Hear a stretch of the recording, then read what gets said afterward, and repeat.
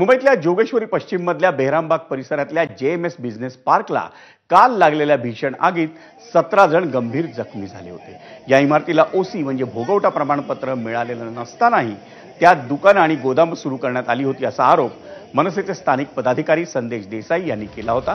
त्यानंतर मनसेने या प्रकरणात विकासकाविरोधात सदोष मनुष्यवधाचा गुन्हा दाखल करण्याची मागणी ही ओशिवरा पोलिसांकडे केली आहे।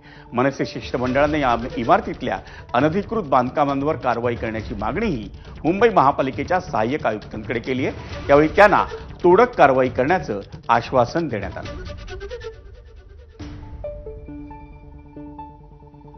11 माळ्याच्या बिल्डिंग मध्ये 15 माळ्याची बिल्डिंग बनवण्यात आली, जी बेकायदेशीररित्या आहे।